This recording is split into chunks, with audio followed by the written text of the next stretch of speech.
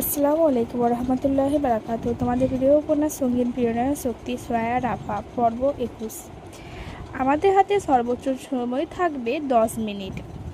এই 10 মিনিটে ওদের ক্লাবের ওয়াইফাই, ইলেকট্রিসিটি, ব্যাংক অ্যাকাউন্ট আর ওদের নিজস্ব ওয়েবসাইট সবগুলো একই সাথে হ্যাক করব আমি। যে কে বাইক নিয়ে ক্লাবের বাইরে থাকবে, আর সায়র, তুই হবি এলিসার অ্যাসিস্ট্যান্ট। যখন সবগুলো সাইট একযোগ হাতছাড়া হয়ে যাবে তখন ওরা নিজেদের মধ্যে গন্ডগোল লাগবে। সেই ফাঁকে তুই এলিসা আর ওর বাবাকে গিয়ে শর্টকাট রাস্তা ধরে বেরিয়ে আসবি। এইটা হলো শর্টকাট রাস্তা। জেকে ঠিক এই পজিশনে ওয়েট করবে। কথাটুকু শেষ করে সায়রের দিকে ল্যাপটপ এগিয়ে দিল অর্ণব। সায়র ল্যাপটপে চোখ বুলিয়ে গম্ভীর কণ্ঠে বলল, সবই বুঝলাম, কিন্তু আমি কেন এলিসার অ্যাসিস্ট্যান্ট হতে যাব?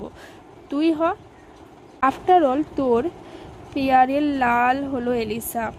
এলিসা তখন উত্তাল সাগরের ঢেউয়ের মালা দেখায় ব্যস্ত। সেদিকে এক নজর তাকিয়ে দাঁত কটমট করে অর্ণব বলল, তাহলে হ্যাকিং এর কাজটা বরং তুই কর, দেখি কোন ঘোড়ার ডিম পারিস। কীর্তিক ল্যাপটপে মনোযোগ দিয়ে কিছু একটা করতে করতে বলল, বাচ্চাদের মধ্যে সিল্লি ঝগড়াঝগড়ি বন্ধ কর। আমার জন্য কেটিএম 390 রেন্ট করার ব্যবস্থা কর। যেন তেন বাইকের রাইড করে মজা পাই না আমি। অর্ণবের বিরক্তি মাখার চোখ দুটো এবার সায়রের দিক থেকে ঘুরে কীর্তিকের দিকে গেল। হেলদোলবিহীন কীর্তিককে উদ্দেশ্য করে অর্ণব তেতে বলে উঠল, তুই কেন রাইডিং কম্পিটিশনে আসিস নিজেকে যে তোকে পছন্দের বাইকটাই রাইড করতে হবে?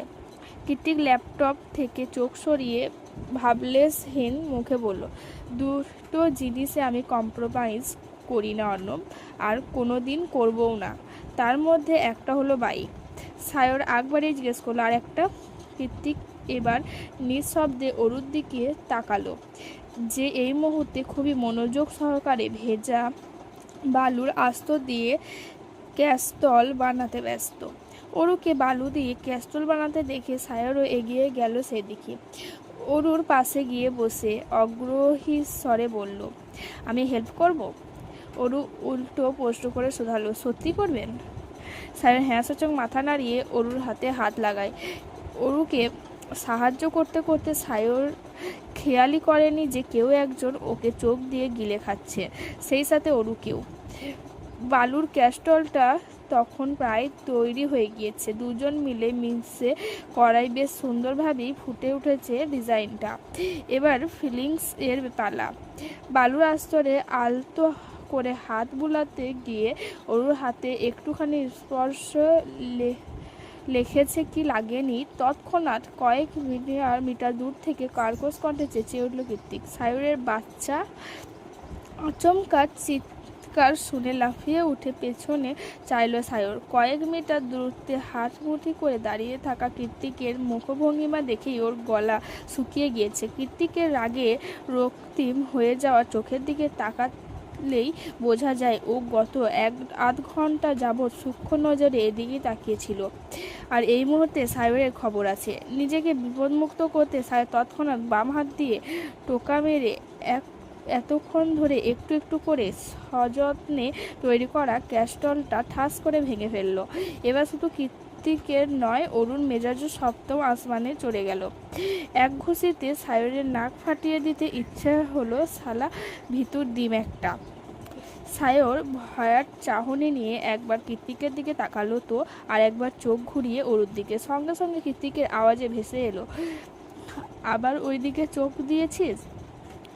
এদের কাহিনী দেখে অরু বিরক্ত হয়ে ধাপ ধাপ পা ফেলে সেখান থেকে চলে গেল। রাগে দুঃখে কান্না পাচ্ছে ওর। সব সময় ওর মনটাই কেন ভেঙে দেয় কে জানে। আকাশে সূর্যের তির্যক আলো মিলিয়ে গিয়ে গোধূলি নেমেছে। সোনালি আলোয় ছটায় ঢেউ খেলানো সমুদ্রের পানিগুলো চিকচিক করছে। সাগরের পাড় ধরে হাঁটতে হাঁটতে ওদের থেকে অনেকটা দূরে চলে গেছে অরু। তবু হাঁটার গতি থামেনি। ভালো লাগছে না ওর। সবাইকে কেমন পরপর লাগছে। ছোট্ট বাচ্চারা যেমন আম্মুর কাছে যাব বলে বায়না ধরে, অরুও তেমন বলতে ইচ্ছা করছে আপার কাছে যাব। কিন্তু ও তো এখন আর ছোট নেই, তাই সেসব বলে নিজের আত্মসম্মানে 12টা বাজানোরও কোনো ফুরসত নেই। ওদিকে সায়রকে ইচ্ছা মতো কতগুলো ঝাড়ি দিয়ে অনেকটা দূরত্ব রেখেই অরুর পিছু নিয়েছে কীর্তিক। মনে মনে বলছে, দেখি কত দূর যেতে পারিস, আমি আটকাবো না। আটকাতে গেলে তোর খবর আছে আজ। এর মাঝে কীর্তিক মোবাইল চেক করে দেখতে পায় ওরা নেটওয়ার্কের বাইরে চলে এসেছে। ওদিকে সন্ধ্যা নেমে এসেছে, তাই ও এবার দ্রুত পা চালাতে লাগলো অরুকে নিয়ে আসবে বলে। কিন্তু কিছু দূর যেতেই একটা অযাচিত দৃশ্য দেখে হতবাক হয়ে গেল কীর্তিক। দেখলো অরু একটা অচেনা থাই লোকের সাথে একটা পার্স ব্যাগ নিয়ে টানাটানি করছে। টানাটানি বললে ভুল হবে, এক প্রকার জোর জবরদস্তি করছে লোকটার সাথে। পুরোর পাশেই দাঁড়িয়ে আছে অদ্ভুত দেখতে একটা কুঁজো বৃদ্ধা মহিলা, যার বিনুনি করা সাদা চুলের ফাঁক উড়ে উকি দিচ্ছে কুচকুচে কালো চুল। মহিলার ভাবভঙ্গিমাও ভারী অদ্ভুত। কীর্তিক খানিকক্ষণ দূর থেকে দাঁড়িয়েই সবটা বোঝার চেষ্টা করলো। তারপর এগিয়ে গিয়ে ফট করে অরুর হাত টেনে ধরে ব্যাগটা থাই লোকটার হাতে এগিয়ে দিয়ে বলল, I am extremely sorry, you can go now. লোকটা কীর্তিককে ধন্যবাদ জানিয়ে চলে যেতেই কীর্তিক তীক্ষ্ণ নজরে ছদ্মবেশী বৃদ্ধার দিকে তাকালো। ওর বাজ পাখির মতো ধারালো চোখে এক পলক চোখ পড়তেই শুষ্ক ঢোক গিলে উল্টো পথে হাঁটা দিল বৃদ্ধা। তৎক্ষণাৎ হিংস্র বাঘিনীর ন্যায় তেতে উঠল অরু। কণ্ঠে একরাশ বিরক্তি আর ঝাঁজ নিয়ে বলল, আপনি কেমন লোক বলুন তো? একটা হাইজ্যাকারের হাতে ওই বৃদ্ধা মহিলার সব টাকা পয়সা তুলে দিলেন। এতটা নির্দয় কেন আপনি? উনি আপনার মা হলে এই কাজটা করতে পারতেন তখন? কখনো মায়ের শাসন বারণ ছাড়া উচ্ছৃঙ্খল জীবনে বড় হলে এই হয়। রাগের বহিঃপ্রকাশ ঘটাতে গিয়ে কী থেকে কী বলে ফেলেছে অরু তার নিজেও জানে না। তবে কথার মাঝপথে কীর্তিকে শক্ত হাতে চটপেটাঘাত এসে আছড়ে পড়ল ওর নরম তুলতুলে গালে। চরের আঘাতটা এত জোরে ছিল যে অরুর মনে হলো ওর গালটা এক্ষুনি খসে পড়বে। উড়ন্ত অগ্নিস্ফুলিঙ্গ বিস্ফোরণের মতোই ব্যথায় ঝলসে যাচ্ছে গালটা। আগে মানুষ চিনতে শেখ, পরে জাজ করতে আসিস, ইডিয়েট। নিজ গালে হাত দিয়ে ছলছলে নয়নে কীর্তিকের অগ্নিমূর্তির দিকে তাকালো অরু। আস্ত যাওয়া সূর্যের সিঁদুর রাঙা আলোয় ওর মুখটা ভয়ানক দেখাচ্ছে। ফর্সা আকর্ষণীয় গৌর মুখটা মুহূর্তে কেমন লালচে বর্ণ ধারণ করেছে। তীক্ষ্ণ চোয়ালটা জিদের তোপে তিরতির করে কাঁপছে। অরুর মুখে উচ্চিরে ওর কথার পাছে কিছু বলতে যাবে, তার আগে কীর্তিক দাঁতে দাঁত পিষে বলল, আমার চোখের সামনে থেকে যা অরু, নয়তো আরও মার খাবি। এই মুহূর্তে তোর মুখটাও আমি দেখতে চাই না। কীর্তিকের কথায় পরদের মতো তেজ ছড়িয়েই পড়ল অরুর শরীরের রন্ধ্রে রন্ধ্রে। মাথার মধ্যে আগ্নেয়গিরির জ্বলন্ত লাভার মতোই রাগ উগড়ে উঠছে ভল ভল করে। রাগের তোপে হিতাহিত জ্ঞানশূন্য হয়ে ওর কথা শেষ হতে না হতেই হন হন করে উল্টো পথে হাঁটা ধরল অরু। কীর্তিকেরও মাথায় আকাশ সম জিদ চেড়ে আছে, তাই ও নিজেও অরুর কথা চিন্তা না করে হাঁটা দিল অরুর বিপরীত দিকে। পুরো একটা দিনের ইতি ঘটেছে হসপিটালের ছোট কামরায় বসে বসে। সারাদিনের ছোটাছুটি শেষে সন্ধ্যা হতেই ঝরঝরিয়ে ক্লান্তি নেমেছে রক্ত মাংসের তৈরি যন্ত্রের মতো শরীরটায়। ক্লান্ত শরীরটাকে টেনে নিয়ে এলোমেলো পা ফেলে এগিয়ে যাচ্ছে অনু। গন্তব্য কীর্তিকের ছোট্ট ডুপ্লেক্স বাড়ি। বাড়িতে গিয়ে ঘুমালে হয়তো ক্লান্তি কাটবে খানিকটা। বাস স্টপেজ থেকে নেমে দ্রুত হেঁটে ক্যাফেটেরিয়া পর্যন্ত এলো। ক্লান্তিতে এখন হাঁটার গতি ধীর হয়ে গিয়েছে ওর। মনের মাঝে জমে থাকা একরাশ অভিমান, ক্লান্ত পরিশ্রান্ত শরীর প্রতিদিন ডেলি প্যাসেঞ্জারের মতো হসপিটালে টু বাড়ি সব কিছু ছাপিয়েও ওর মনে ভেসে বেড়াচ্ছে খুশির লাভডুড। আর তো মাত্র কিছুদিন, তারপর মা ঠিক আগের মতো হাঁটবে, চলবে, কথা বলবে, ওদের দু বোনকে শাসন করবে, আদর করবে। ও আর অরু আবারও বয়সের মাপকাঠি ভুলে মায়ের আদুরে বাচ্চা হয়ে যাবে। এর চেয়ে খুশির আর কী বা হতে পারে? এত সব ভাবনার মাঝেও অনুর অযাচিত মনে এক সূক্ষ্ম কৌতূহল হানা দেয়। মনে মনে ভাবে, আচ্ছা মায়ের সুস্থতার পর সব কিছু একই রকম থাকবে তো? অনু যখন সোডিয়ামের আলো ছাড়াতে পারছে পেছনে ফেলে ধীর পায়ে এগিয়ে যাচ্ছিল, তখন আবারও সেদিনের সেই অনাকাঙ্ক্ষিত মুখ দুটো সামনে চলে এসে ওর। রাস্তার পাশে গাড়ির ডিকিতে হেলান দিয়ে দাঁড়িয়ে আছে প্রত্যয়। তার মুখোমুখি সেদিনের সেই সুন্দরী মেয়েটা।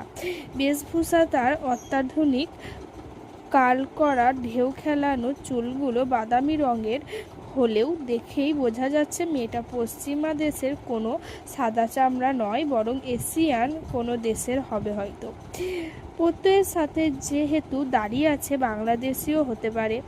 অনু কয়েক মুহূর্ত দাঁড়িয়ে সবটা পরোক্ষ করলো, তারপর এমনভাবে ওদের অতিক্রম করে চলে গেল যেন প্রত্যয়কে ও চেনেই না। কিন্তু প্রত্যয় অনুকে দেখা মাত্রই ওর পিছু নিয়েছে।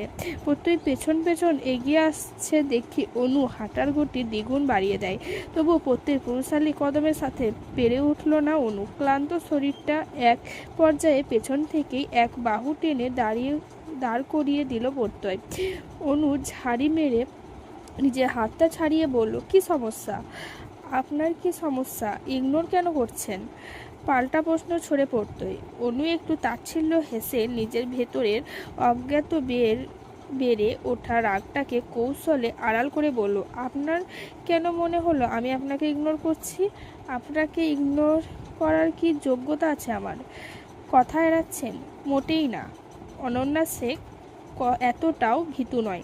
প্রত্যয় তীর্যক হেসে বলল, আই লাইক ইট। অনু আবারও সামনের দিকে হাঁটা ধরল। প্রত্যয় ওর পাশ ঘেঁষে হাঁটতে হাঁটতে শুধালো, ফোন না ধরার কারণটা জানতে পারি? ইচ্ছে করেনি তাই ধরেনি। আপনার ইচ্ছেরা তো খুব বাজে। এই বলে অনুর 5 আঙ্গুলের ভাঁজে নিজের আঙ্গুল ঢুকিয়ে শক্ত করে চেপে ধরল প্রত্যয়। অনু হাতটা থামিয়ে আবারও বিরক্তি নিয়ে বলল, আবারও হাত ধরছেন কেন? প্রত্যয়ের নির্লিপ্ত জবাব, ইচ্ছে করছে তাই ধরেছি। আমার ইচ্ছেটা খুব একটা সুবিধার না, বুঝলেন? প্রত্যয়ের কথার পিঠে অনু লম্বা একটা দীর্ঘশ্বাস ছেড়ে নরম কণ্ঠে শুধালো, প্রত্যয় সাহেব আপনি শুধু আমার, তাই তো? প্রত্যয় হেসে জবাব দেয়, 100%। অরুর ফ্যাকাশে ক্লান্ত মুখটা এতক্ষণে হাসির ঝলক দেখা দিল। নিজ হাতটা প্রত্যয়ের আঙ্গুলের ভাঁজ থেকে বের করে দু হাতে ওর বাহু আঁকড়ে ধরে মাথাটা এলিয়ে দিল প্রত্যয়ের কাঁধের ওপর। প্রত্যয় তার গমগমে পুরুষালী হাসির স্বরটা কিছুটা নামিয়ে জিজ্ঞাসা করলো, টায়ার্ড লাগছে? অনু হ্যাঁ সূচক মাথা নাড়ল। সঙ্গে সঙ্গে ওকে দু হাতে উঁচিয়ে কোলে তুলে নিল প্রত্যয়। পাকিস্তানি প্লাজো আর কামিজ পরেছিল অনু। দোপাট্টা দিয়ে টেনে রাখা মাথার আধখানা ঘোমটাটা সঙ্গে সঙ্গে খুলে গেল ওর। মাঝ রাস্তায় প্রত্যয়ের হঠাৎ কর্মকাণ্ডে বিস্ময়ে হতবাক হয়ে অনু লজ্জিত কণ্ঠে মিনমিনিয়ে বলল, বাড়ির কাছে চলে এসেছি তো, নামিয়ে দিন, কেউ দেখে ফেলবে। প্রত্যয় বাঁকা হেসে জবাব দেয়, বাড়িতে কেউ নেই ডিয়ার। সেই হাসিতে চিকন ফ্রেমের চশমা পরিহিত প্রত্যয়কে আবারও এক দফা নতুন রূপে আবিষ্কার করল অনু। রাত 9:35। রাতের খাওয়ার সময় হয়েছে। এরপর আবার ঘুমানোর পালা। পরের দিন সকাল সকাল উঠতে হবে, অথচ অরু এখনও খেতেই আসেনি। অরু যে রুমটায় থাকে তার পাশের রুমটাই কৃত্তিকের। এলিসা, অর্ণব আর সায়র অন্য ভিলাতে থাকে। তবে খাবারের সিস্টেম বুফে বলে খাবারের সময় হলে সবাই একই ডাইনিংয়ে জমায়েত হয়। ওরা এখন ডিনারের টাইম। ডাইনিংয়ে সবাই উপস্থিত, অথচ অরু নেই। চারিদিকে চোখ বুলিয়ে অরুকে না দেখে এলিসা বলল, অরু কোথায়? এখনো খেতে আসেনি? এলিসার কথায় কীর্তিকও চারিদিকে চোখ বুলিয়ে বলল, তোরা শুরু কর, আমি ওকে ডেকে নিয়ে আসছি। মনে মনে ভাবলো, আমি ধমক দিয়ে না ডাকলে জীবনেও আসবে না এই ঘাট টেরা মেয়ে। অরুকে ডাকতে গিয়ে কীর্তিক ভিলার প্রবেশ করতেই ওর ভুরু জোড়া কুঁচকে গেল। পুরো ভিলা অন্ধকারে ছেয়ে আছে। বীচ থেকে ফিরে সারা সন্ধ্যা আর রুমে আসেনি কীর্তিক। বাইক ভাড়া করে ব্যাংককের হাইওয়ে রাইড করে বেরিয়েছে ঘন্টার পর ঘন্টা, অথচ এত রাত হয়ে গেল এখনো লাইট জ্বালায়নি অরু। আশ্চর্য। কীর্তিক দ্রুত পায়ে এগিয়ে গিয়ে প্রত্যেকটা রুমে লাইট জ্বালালো। অতঃপর অরুর রুমের সামনে গিয়ে ওকে ডাকতে আরম্ভ করলো। ভেতরে থেকে কোনো সাড়া শব্দ না পেয়ে কীর্তিক বিস্মিত হয়ে পড়লো। মনে মনে ভাবলো, কালকের মতো কিছু হয়নি তো আবার? কালকের কথা মনে পড়তেই পাসওয়ার্ড টিপে তৎক্ষণাৎ ভেতরে প্রবেশ করলো কীর্তিক। ভেতরে প্রবেশের সঙ্গে সঙ্গে ওর শীত দ্বারা বেয়ে যেন শীতল স্রোত নেমে গেল। মনে হলো কলিজাটা কেউ খামচে ধরেছে। পুরো রুমে ফাঁকা। তাহলে অরু কোথায়? এলিসা, অর্ণব, সায়র কালকের ব্যাপারটা নিয়েই আলোচনা করছে আর খাবার খাচ্ছে। এলিসা ভুক্তভোগী, অথচ টেনশনে মাথা ফেটে যাচ্ছে অর্ণবের। সেই নিয়েই কখন থেকে হাসছে সায়র। সায়র যখন অর্ণবকে নিয়ে হাসতে হাসতে মাটিতে লুটোপুটি খাবে ভাব, সেই মুহূর্তেই ছো মেরে ওর কলার চেপে ধরে কীর্তিক হুঙ্কার দিয়ে শুধালো, অরু কোথায়? সায়র অসহায়ের মতো বলল, অরু কোথায় মানে? সেই যে বিকেলে উত্তম মাধ্যম দিলি, তারপর আর আমি অরুর ধারে কাছেও যাইনি। Believe me, god promise. নিজের কণ্ঠনালীতে হাত ছুঁয়ে কথা বলল সায়র। কীর্তিক আস্তে করে সায়রকে ছেড়ে দিয়ে সোজা হয়ে দাঁড়ায়। কপালে সবগুলো রাগ ফুলে আছে ওর।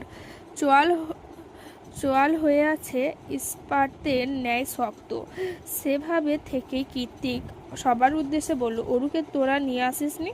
এলিসা ও অর্ণব চোখাচোখি করে মিনমিনিয়ে বলল, তুই তো আমাদের আগেই চলে এসেছিস। আমরা আরও ভাবলাম অরুকেও সাথে করে নিয়ে এসেছিস। ড্যামেট।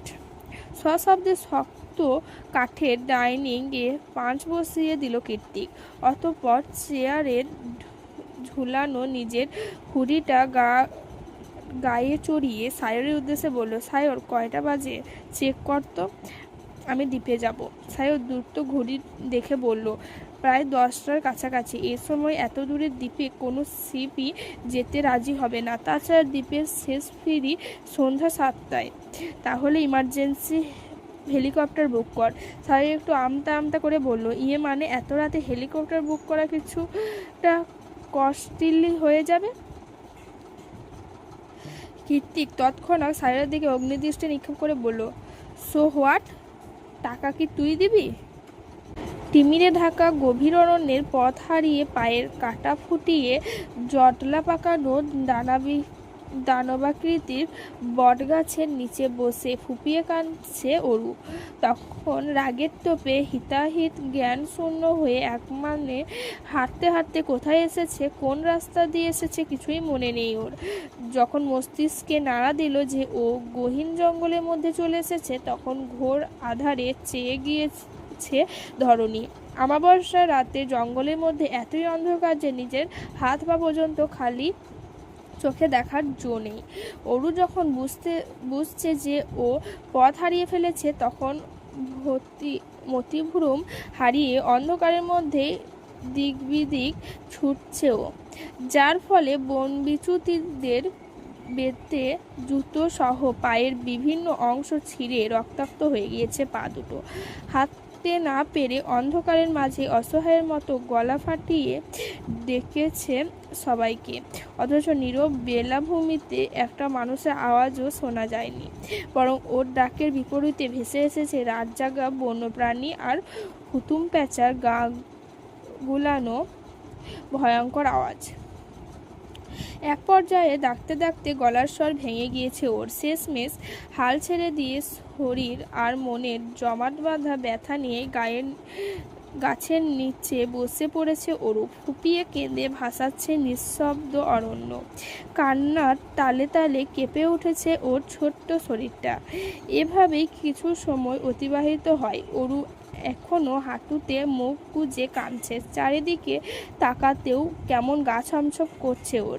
সে সময় হঠাৎ শুকনো পাতায় মর্মর আওয়াজ পেয়ে মাথা তুলে সামনে চাইলো অরু। চারিদিকে অন্ধকার, সামনে পেছনে কিছুই দেখা যাচ্ছে না, অথচ পায়ের কাছে কোনো কিছু উপস্থিতি স্পষ্ট।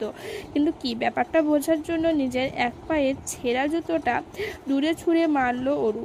সঙ্গে সঙ্গে ফর্না তুলে হিসিয়ে উঠল জঙ্গলি এক সরীসৃপ। হঠাৎ করে নিজের এত কাছে সাপের উপস্থিতি টের পেয়ে ক্রন্দনরত মুখটাকে দু হাতে চেপে মুখ খিচে দৌড় লাগালো অরু। অন্ধকারে দৌড়াতে গিয়ে বনবিচ্যুতিদের বেঁধে বারবার হুমড়ি খেয়ে পড়ছে ও। তবুও শরীরে সর্বশক্তি প্রয়োগ করে পুনরায় দৌড়াতে লাগলো অরু। এক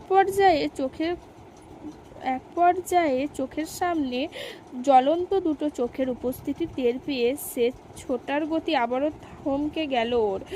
হঠাৎ করে অন্ধকার জঙ্গলে এমন জ্বলন্ত চোখ দেখে ভয় আতঙ্কে জর্জিত হয়ে গনগন কাঁপিয়ে চিৎকার দিয়ে উঠল অরু। মনে মনে ভাবল, এটা আবার কি? কোনো বাঘ ভাল্লুক নয় তো? এবার আমি কোন পথে যাব? কাল সকাল অবধি আদেও বেঁচে থাকবো তো? এই ভয়ঙ্কর চোখ দুটো ধীর পায়ে এগিয়ে আসছে ওর দিকে। ব্যাপারটা বুঝতে পেরে আবারও উল্টো পথে লাগলো অরু। দৌড়াতে গিয়ে গাছের সাথে লেগে জামার হাতটা ছিঁড়ে পিঠ অবধি নেমে এসেছে, তবুও থামলো না অরু। জীবন বাজি রেখে দৌড়াতে লাগলো সেদিকে, দু চোখ যায় সেদিকে। এ ভেবে ছুটতে মাঝপথে হঠাৎ করেই আলোর ঝলকানিতে চোখ ঝাপসা হয়ে এলো ওর। দ্রুত বেগে দুহাত চলে গেল চোখের ওপর। তীব্র ঘূর্ণ বাতাসে হাঁটুর সমান লম্বা চুলগুলো উড়ে যেতে চাইছে যেন। এত বেশি তীব্র বাতাস আর শব্দে মনে হচ্ছে শুধু চুল নয়, রোগা পাতলা গড়নে অরুও বোধহয় উড়ে যাবে উচ্ছিষ্ট আবর্জনায় নেয়। কিসের এত বাতাস আর শব্দ? সাগর পারে কি ঘূর্ণিঝড় শুরু হলো কি না বোধগম্য হলো অরুর। অতঃপর অন্ধকারে থাকা চোখ দুটো হঠাৎ আলোর ঝলকানিতে যেন এক পুরোপুরি অন্ধ হয়ে গিয়েছে। তাই বেশ কিছুক্ষণ বাদে একটু রয়ে চোখ খুলল অরু। আর চোখ খোলা মাত্রই মানুষের উপস্থিতি টের পেয়ে যেন ধরপ্রাণ চলে গেল ওর। হেলিকপ্টারের নিয়ন আলোতে অরু দেখলো ওর থেকে বেশ অনেকটা দূরে বিশাল হেলিকপ্টারের নিচে দাঁড়িয়ে আছে লম্বা মতো একজন। পরনে তার কালো হুডি। নিষ্প্রভ চোখ দুটো আহমদের মতো অরুর দিকেই নিবদ্ধ তার। চারিদিকে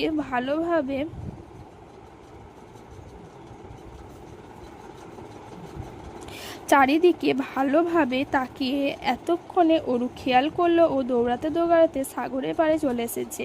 আর চোখের সামনে যে মানুষটা নিষ্প্রভ চোখে ওর দিকে তাকিয়ে আছে সে আর কেউ নয়, স্বয়ং কৃত্তিক, ওর সেভিয়ার।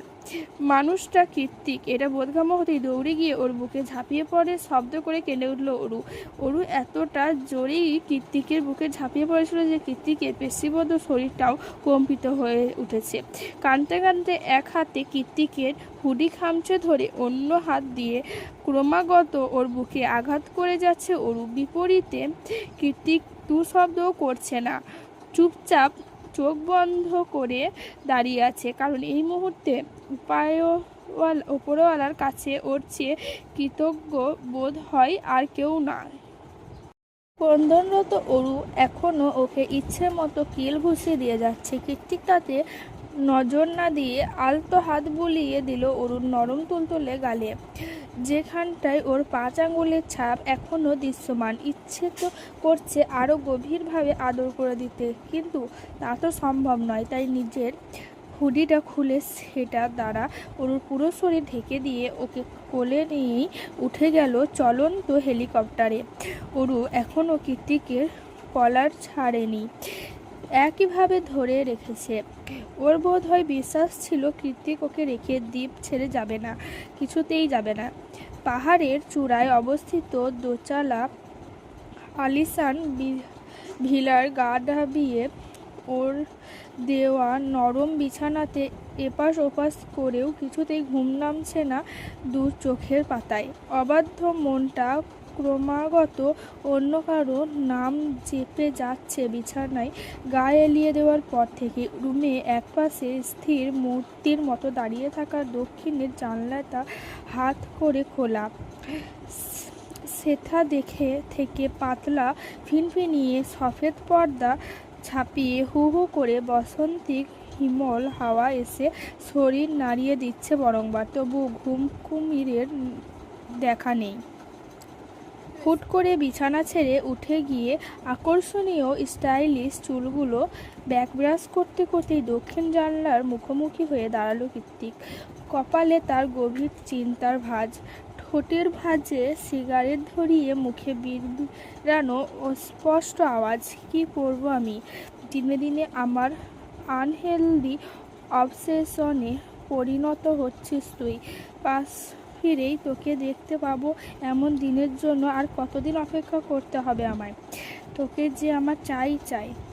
এইটুকু বলেই কীর্তিকের স্বাভাবিক মুখভঙ্গিমা অনেকটা কঠিন্য রূপ ধারণ করে ব্লেডের মতো তীক্ষ্ণ চোয়ালটা শক্ত করে পুনরায় বিড়বিড়ালো সে। যেই মুহূর্তে মনটাকে আর না মানাতে না পারবো, ঠিক সেই মুহূর্তে এসব ফাঁকিং বয়সের পার্থক্য, সম্পর্কের জটিলতা কিংবা এর চেয়েও আরও বড় কোনো বাধা, সব কিছুকে জাস্ট উপরে ফেলে যাব আমি। মাইন্ড ইট অরোরা শেখ, সেদিন আমার কাছে কেঁদে কেটেও লাভ হবে না। আমি এতটাও সদয় নয়। নিজের জিনিস আমি চেয়ে নয় কেড়ে নিই। এক মনে হাজারো কথা আউড়ে কাবার্ড থেকে শার্ট বের করে সেটাকে টি শার্টের ওপর পরে শার্টের হাতা দুটো ভাঁজ করতে করতেই রুম থেকে বেরিয়ে যায় কীর্তিক।